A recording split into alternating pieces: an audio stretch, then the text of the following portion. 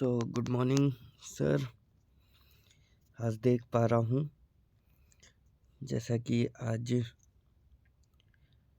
दोनों सीनियर ही हैं मेरे साथ इस मीटिंग में, क्योंकि मेरे दोनों अप्लाइंग टीम में से अभी कोई नहीं आया। कोई बात नहीं, हम अपनी नॉलेज के लिए सेशन करते हैं, क्योंकि कहीं ना कहीं हमारी नॉलेज बहुत ज़रूरी है।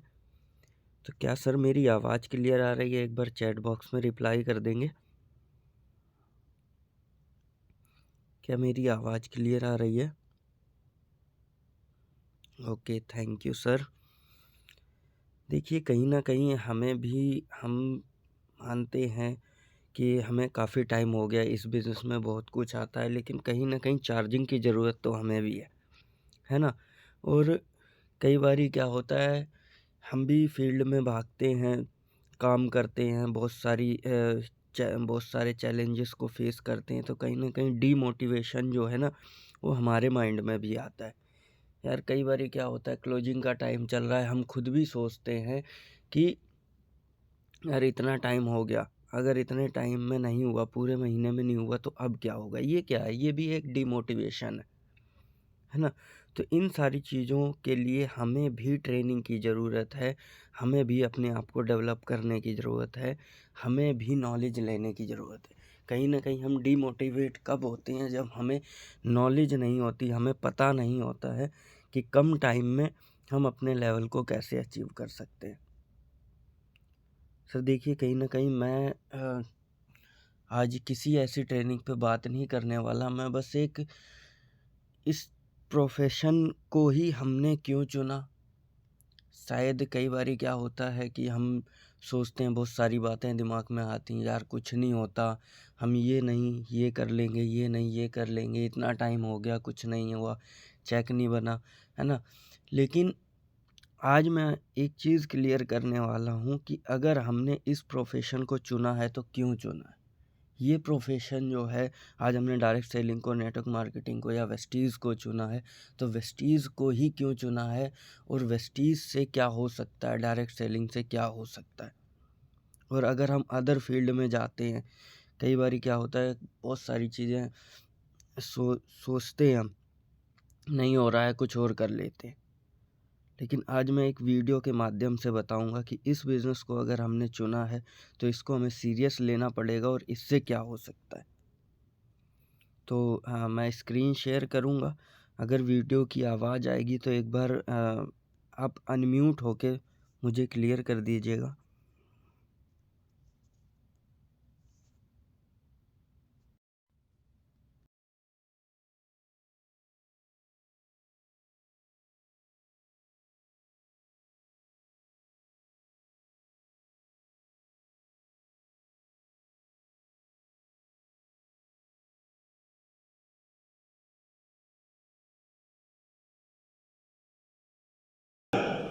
एक्चुअली सीमत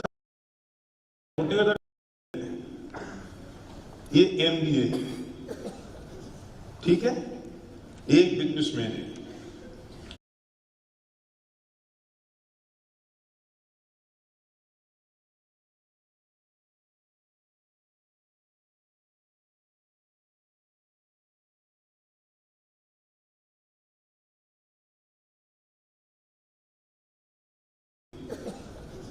ठीक है, एक बिजनेसमैन है।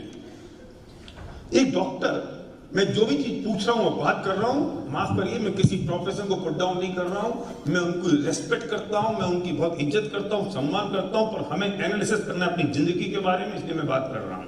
हम एनालिसिस कर रहे हैं, हम रिसर्च कर रहे हैं अपने डिसीजन के मामले में, इसलिए मैं बात कर रहा हूं। एक डॉक्टर, उस डॉक्टर को बनने में कितना कितना पैसा खर्च होता है, बोलो कौन बताएगा? कितना पैसा खर्च होता है डॉक्टर को बनने में? 50 लाख, 1 करोड़, 2 करोड़, ज्यादा हो जाएगा, 1 करोड़। कितने साल लगते हैं? 5 साल 5 साल में एमबीबीएस बनता है। और आजकल कोई अपना जुखाम भी एमबीबीएस डॉक्टर को नहीं दिखाता।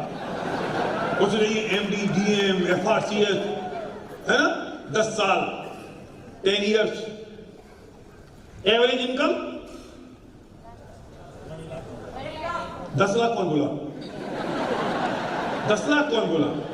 10 लाख बोले 2-4 डॉक्टर मुझे दिखा दो जरा। और सुनना, मैं ईमानदारी की इनकम की बात कर रहा हूं, बेईमानी की नहीं।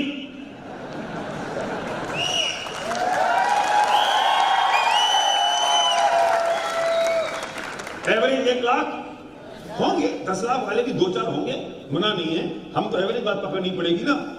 1 लाख, चलो ये इंजीनियर कितने रुपए खर्च होते हैं? 5 लाख। 5 लाख इंजीनियर बन जाता है, सोच लेना। 10 लाख, तुम जितना कहोगे मैं उतना लिख दूंगा। 10 लाख कितने साल लगते हैं? 5 साल लगे। इनकम 8,000, 20,000, 10,000। चलो 20,000 लिख लेता हूं, थोड़ी इज्जत तो रख लो यार। जैसे अभी मेरे भतीजे ने बताया कि उसने 125 इंजीनियर रखे 8,000 रुपए प्लस कमीशन पे। मतलब मैंने कहा मैं रेस्पेक्ट करते हुए बात कर रहा हूं, मैं उनको डिफाई नहीं कर रहा हूं। क्या अमृत भाई, घुटने का तो ठीक है? हाँ, तुम्हारी साइकिल बहुत चल गई लोगों ने। हाँ चलो 20,000 लिख देता हूँ यार, थोड़ा सा, नहीं तो अच्छा नहीं लगता, तो अपने लोग हैं ना। एक एमबीए कितने साल लगते हैं? कितने खाता खर्च होता है एमबीए को? 2 लाख। चलो 2 लाख, 5 लाख 2 लाख लिख ले यार, क्या अपने पापा क्या जा रहा है। हाँ, और कितने साल? 5 साल। इनकम 8,000, 10। मत पूछो, वो मेरा दोस्त कह रहा है मत पूछो, क्योंकि नौकरी मिल नहीं रही, पूछो कैसे। लेकिन फिर भी थोड़ा सा लिख लें, 15-20 लिख लें। 20 लिख लेता हूं, 20 लिख लेता हूं, 20,000, राइट। और कुछ लिखना है? सीए लिख लें, चलो सीए भी लिख लो।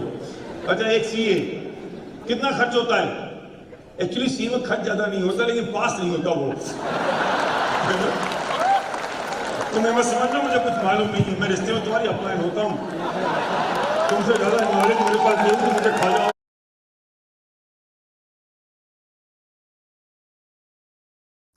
हाय गाइस, क्या आपको भी क्रिप्टो में इंटरेस्ट है लेकिन पता नहीं क्या करें? वेल, ATH हैश मैं रिश्ते में तुम्हारी अपलाइन होता हूँ, तुमसे ज्यादा नॉलेज मेरे पास नहीं, तो मुझे खा जाओगे। तो उसको पास होना मुश्किल होता है, कई तो सी ऐसे ही हैं जिन्होंने फाइनल नहीं दिया, क्या करें वो। लेकिन फिर भी 1-2 लाख तो खर्च हो ही जाते हैं। हाँ चलो 2 लाख, कोचिंग में लग जाता पैसा। कितने साल? 5 साल, 10 साल, 5 यार, 5 साल। इनकम एवरेज 25,000, 30,000, 15 नहीं यार, 20 तो हमने मिनिमम बेसिक पकड़ ली। अच्छा, और एक बिजनेसमैन के लिए उल्टा चलना पड़ेगा मनीष भाई, बिजनेसमैन को उल्टा चलना पड़ेगा। अगर 50,000 रुपए बिजनेसमैन को कमाने हैं तो इन्वेस्टमेंट कितनी? कितना? 10 लाख रुपए में 50,000 की इनकम आएगी महीने की। मैं तुम्हें 10 लाख देता हूं, मुझे 50,000 देते रहना तुम। 30 से 50 लाख, 30 से 50 लाख, 40 लाख में एवरेज पकड़ता हूं। 50,000 की इनकम, और कोई भी बिजनेस 3 से 5 साल से पहले एस्टेब्लिश नहीं होता, अगर उसको आपको इस लेवल पे लेके आना है तो 3 साल। सारी पिक्चर आपके सामने। मैं अगेन फिर एक बार कह दूं कि मैं किसी प्रोफेशन को डिग्निफाई नहीं कर रहा हूं। आई respect a lot of all these profession, लेकिन एक बार नजर उड़ा के देखो, नजर उठा के देखो, 1 करोड़ रुपया खर्च हो रहा है, 1 लाख रुपए की इनकम आ रही है, 10 साल लग रहे हैं। एक आदमी को 10 लाख रुपए खर्च हो रहे हैं, 5 साल लग के 20,000 रुपए की इनकम आ रही है। एक को 5 साल लग के 2 लाख खर्च के 20,000 की इनकम आ रही है। ये तो ठीक है। मेरा क्वेश्चन इससे आगे का है, मौलिक सुनना क्वेश्चन, क्या इनके पास सिक्योरिटी है?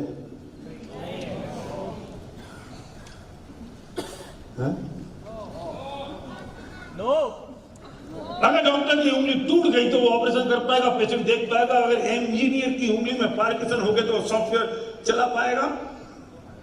अगर एमबीए की जबान खराब हो गई तो क्या उसके बाद में वो किसी मार्केटिंग का काम कर सकता है? सोचो ना जरा, व्हाट इज द सिक्योरिटी। और अगर आप जॉब में हैं और आपकी परफॉर्मेंस थोड़ी सी लो हो गई तो बॉस कितने दिन आपको रखेगा? प्रेशर कितना है? इसके बावजूद कि आपने इतना पैसा इन्वेस्ट किया, इतनी मेहनत पे इतना टाइम लगा है, प्रेशर कितना है?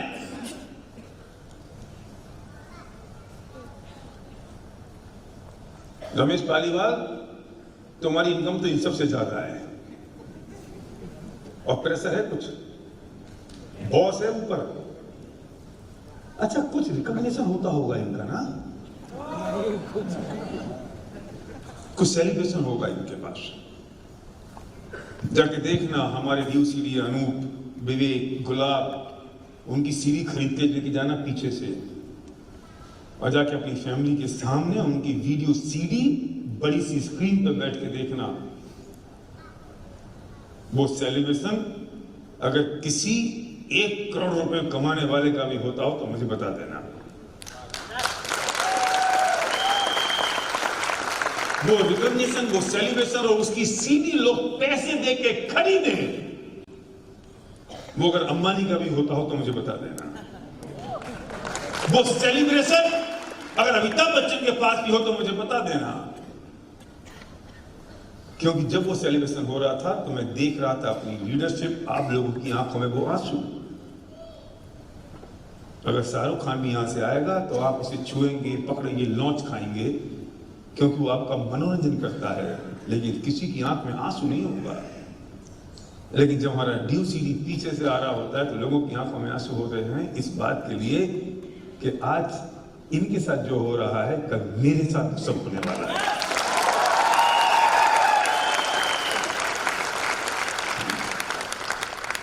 क्या सेलिब्रेशन होगा? हसमुख भाई बोलो, किसको मिलेगा वो सब?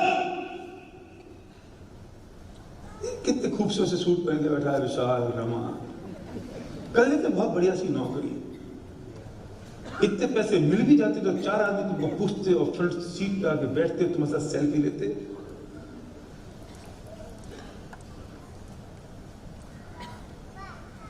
और उससे बड़ी बात, और एक और बड़ी बात, अशोक सुनो ध्यान से,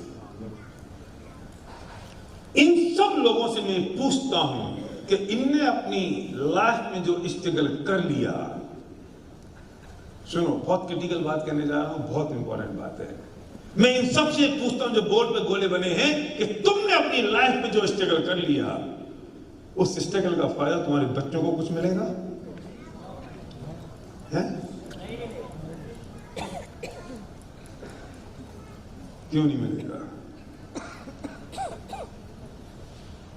मैं एक बात कहता हूं कि मैंने अपनी जिंदगी में जो स्ट्रगल किया, मैंने सर्वज्ञ से कहा था कि बेटा जो काम मैंने कर लिया, जो मेहनत मैंने कर ली, जो स्ट्रगल मैंने किया, वो तुझे नहीं करना है। हाँ, तुझे काम नहीं करना है ऐसा नहीं है, जितना काम मैंने किया उससे 10 गुना ज्यादा तुझे काम करना पड़ेगा, ये पक्की बात है। पर उस स्ट्रगल को फेस करने के लिए नहीं, बल्कि इस काम को 100 गुना आगे ले जाने के लिए करना पड़ेगा। और अगर आपने जॉब कर ली और जॉब में आपको 10 लाख रुपए भी मिल गए तो आपके बच्चे को भी कल फिर वो स्ट्रगल करना पड़ेगा जो स्ट्रगल आपने किया, वो फाइट करनी पड़ेगी, चाहे वो डॉक्टर हो, इंजीनियर हो, एडवोकेट हो, चाहे वो कोई प्रोफेसर हो, even the businessman, small businessman.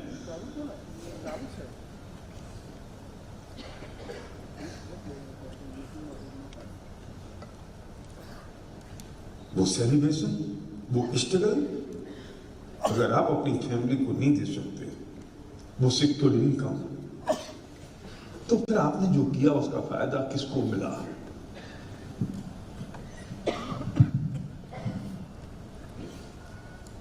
हमारी जिंदगी तो निकल गई स्ट्रगल में, फिर बच्चों की निकल जाएगी उनके स्ट्रगल में, और उनके बच्चों की निकल जाएगी उनके स्ट्रगल में। मेरा क्वेश्चन ये है,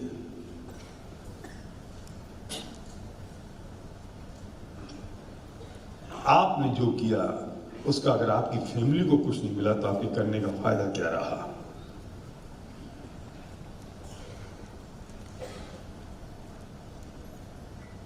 The big question.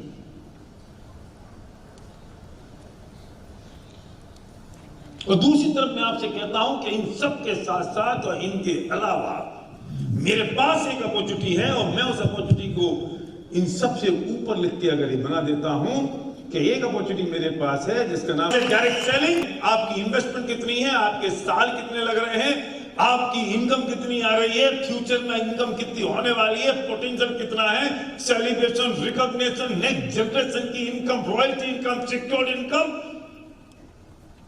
सोचो तो सही, क्या कंपेरिजन करोगे विक्रम मालविया?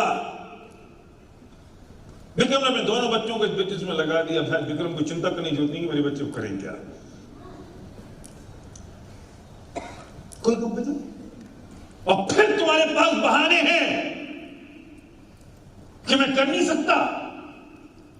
फिर आपके पास एक्सक्यूजेज हैं कि मेरे पास टाइम नहीं है। फिर आपके पास में कारण है, मैं किसी को जानता नहीं हूं। फिर आपके पास कारण है कि मैं आराम से करूंगा।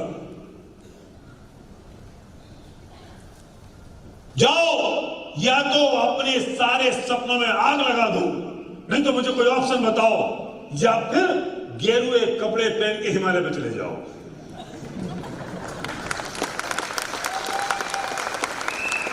कुछ तो करो। नेटवर्क मार्केटिंग में सक्सेसफुल होने के लिए आपको रेगुलरली नई लिस्ट चाहिए। हर रोज आपको कुछ ये गुनगुनानी चाहिए। चाय गर्म पीते हैं, आइसक्रीम ठंडी खाते हैं, ये बीच का गुनगुना नहीं चाहिए। ना ठंडा है ना गर्म है, कर भी रहा हूं, नहीं भी कर रहा हूं, लचक रहा हूं, हो भी रहा है, देख भी रहा हूं, चल तो जाएगा, फिर कर लूंगा। क्यों? बहाने हैं मेरे पास बहुत सारे, मैं करता रहूंगा, मैं देख लूंगा, ऐसा रोता है, ऐसा भिन बनाता है, लगता है कि यार इसकी गर्दन पकड़ के इसको घसीट दो।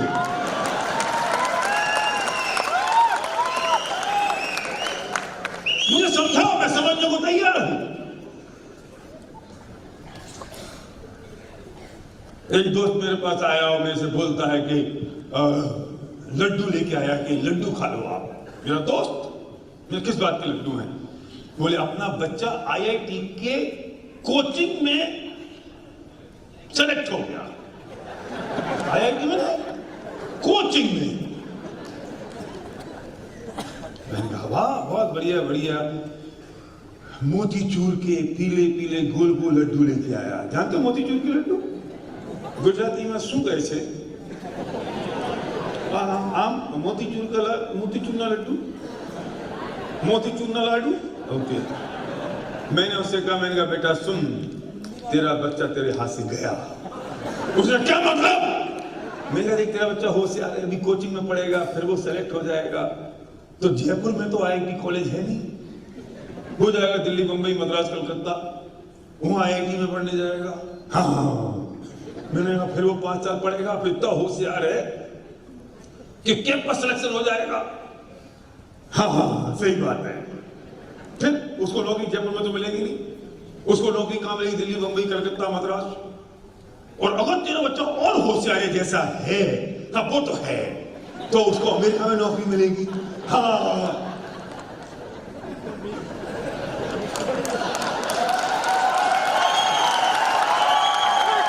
अब वो लौटेगा। तू तो कोचिंग में ले जा रहा है उसे, वो निकलेगा अमेरिका में। और उसके बाद 2, 4, 5 साल बाद आएगा एक बुरी बंदरिया सी बुलायती लड़की को लेके, है ना, और कहेगा पापा मैंने शादी कर ली। फिर तुम याद करना है गोल गोल पीले पीले मोतीचूर के लड्डू। फिर 2-4 साल बाद आएगा, हाथ में उसके बच्चा होगा। अभी समझ में नहीं आ रहा होगा कि जो बच्चा है वो गोरों का है कि कालों का है। मिक्स ब्रीड हो गई। ब्रीड बोलते हैं, ब्रीड बोलते हैं, ब्रीड, मिक्स ब्रीड हो गई वो। और तुम कहोगे यार कैसा भी ये साला है तो अपना खून, आजा बेटा आजा, मैं तेरे माथा चूम लूं, आजा। तो तुम्हारा बच्चा कहेगा नो पापा, infection is going on in India.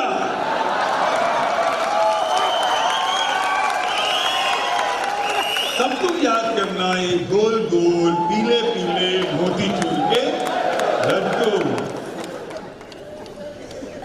फिर 1-2 साल बीत जाएंगे, तुम्हारी पत्नी आईसीयू में भर्ती होगी, तुम अपने बेटे से कहोगे बेटा तेरी माँ भर्ती है, तो बेटा कहेगा पापा वेंटिलेटर पे तो नहीं है ना अभी। तुम्हारी आवाज नहीं निकलेगी, तुम कहोगे नहीं बेटा वेंटिलेटर पे नहीं है। Let me try for my leave, मैं जो ट्राई करता हूँ छुट्टी लेने की। फिर 4-5 दिन बाद डॉक्टर कहता है क्रिटिकल कंडीशन है, बेटा आ जाओ। पापा छुट्टी नहीं मिल रही है, टिकट बहुत महंगा है। तुम्हारी पत्नी मर जाएगी अपने बच्चे का मुंह देखे बिना। बच्चा आएगा तो सही, पर तीसरे के दिन फिर तुम याद करना गोल गोल पीले पीले मोतीचूर के लड्डू। और फिर तुम अमेरिका जा नहीं पाओगे, बेटा हिंदुस्तान आ नहीं पाएगा। तुम अपनी बेटे बहू बच्चा पोता और अपनी पत्नी की फोटो ड्राइंग रूम में सजा के रखना और पजामा और बनियान पहन के वहां बैठे रहना। और सिर्फ तब याद करना गोल गोल पीले पीले मोतीचूर के। मैं नहीं, मुझसे लोग पूछते तो क्या करें, बच्चे को पढ़ाए नहीं? बिल्कुल पढ़ाओ, मैं उस पढ़ाई के अगेंस्ट नहीं हूं। पढ़ाओ, बढ़िया से बढ़िया पढ़ाओ, जहां पढ़ा सकते हो पढ़ाओ। और तुम्हें तो बेटा उसको नौकरी में भी भेजना पड़ेगा, अमेरिका भी भेजना पड़ेगा, तुम्हारे पास कोई ऑप्शन नहीं है, क्योंकि तुम अपने बच्चों की जिंदगी खराब नहीं कर सकते, उनकी उन्नति करनी पड़ेगी। एक ही कंडीशन है कि तुम्हारे पास अगर एक ऐसा बिजनेस है जो तुमने खड़ा कर दिया कि उस बिजनेस में अपने बच्चे को इन्वॉल्व कर लो और बच्चे को इतनी इनकम भी तुम्हारे साथ हो जाए जिससे उसे अमेरिका लंदन नहीं जाना पड़े और यहाँ अपने परिवार के साथ रहकर अपनी फैमिली के साथ इस बिजनेस को बिल्ड कर सके, तो भेजने की जरूरत नहीं पड़ेगी। लेकिन अगर हमारे पास बिजनेस नहीं है, हमारे पास में कोई अपॉर्चुनिटी नहीं है, तो हमें बच्चों को पढ़ाना ही पड़ेगा। और जिनने अपने बच्चों को पढ़ाया और भेजा, हमने कोई गलत काम नहीं किया। मैं उनसे नहीं कहता उन्हें गलत काम कर दिया, मैं उनसे कह रहा हूं जिनके बच्चे पैदा नहीं हुए अभी।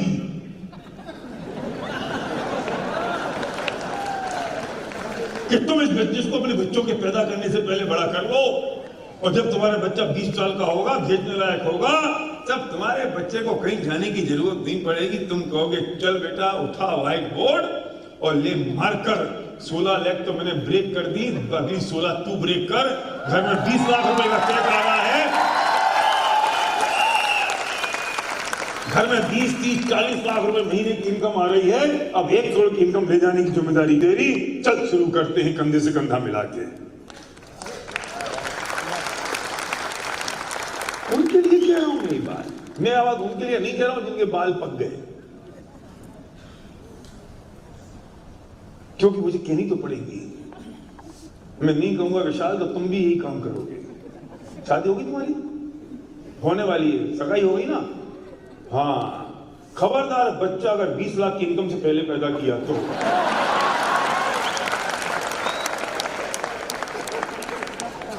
गरीबी में पैदा करोगे बच्चों को, साला पैदा होना चाहिए अमीरी में। जो सारे कुआं बोले होंगे ना,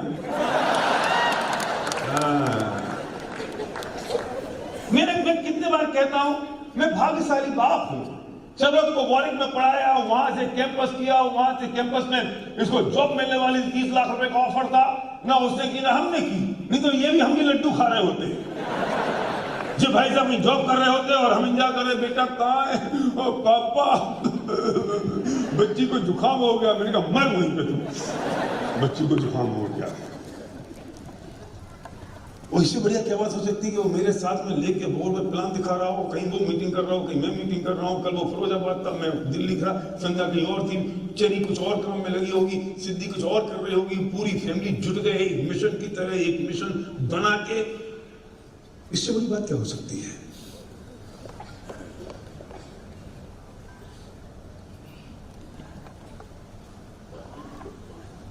सोचना पड़ेगा आपको क्यों इस बिजनेस को बिल्ड करना है।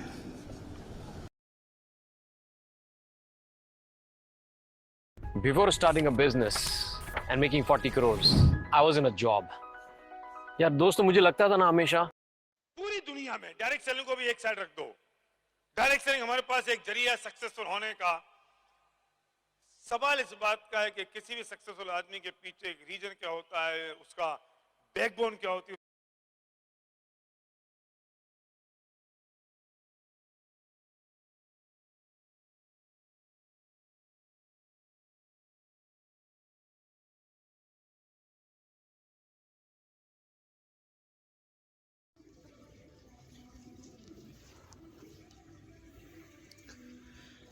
कैसी लगी आपको ये वीडियो, और उम्मीद करता हूँ इससे क्लियर हुआ होगा कि इसी बिज़नेस को हमें क्यों करना चाहिए। देखिए, कोई भी काम हम करते हैं ना, करने से होता है। हमने इस प्रोफेशन को चुना है तो इसको हमें अच्छे तरीके से और पैशन के साथ करना पड़ेगा, क्योंकि जिस तरीके से हम जॉब या कोई अपना बिज़नेस करते हैं उसको ज़िम्मेदारी के साथ करते हैं। कई बारी देखिए ना, अगर किसी भी राशन वाले को या किसी भी फल सब्जी वाले को, एक राशन वाला सुबह 5 बजे दुकान खोल देता है और रात के 11 बजे तक दुकान खोलता है, कहीं ना कहीं वो भी मेहनत करता है। तो इस बिज़नेस में भी हमें क्या करना पड़ेगा? मेहनत करना पड़ेगा। और ये सारी की सारी चीज़ें किसके हाथ में है? हमारे हाथ में। और किसी भी अलग प्रोफेशन में कोई भी व्यक्ति अपनी लाइफ और अपनी इनकम डिसाइड नहीं कर सकता, लेकिन यहाँ पे इस बिज़नेस में अपनी लाइफ भी डिसाइड कर सकते हैं और अपनी इनकम को भी डिसाइड कर सकते हैं कि आपको क्या चाहिए। तो बाकी आज मुझे बहुत अच्छा लगा कि आज मुझे अपने गुरु, अपने ग्रेट सीनियरों को सिखाने का मौका मिला। Thank you so much. आप लोग स्क्रीनशॉट ले सकते हैं, और जैसा भी आपको लगा हो आज का सेशन, रिव्यू ज़रूर लिखिएगा। Thank you so much. और कल से हम इस सेशन को कंटिन्यू करेंगे। और राकेश सर, मैं रिक्वेस्ट करना चाहूँगा, एक बार अगर यहाँ पे टीम भी आने लग जाएगी, थोड़ा सा आपका सपोर्ट मिलेगा तो मुझे अच्छा लगेगा। Thank you sir, thank you.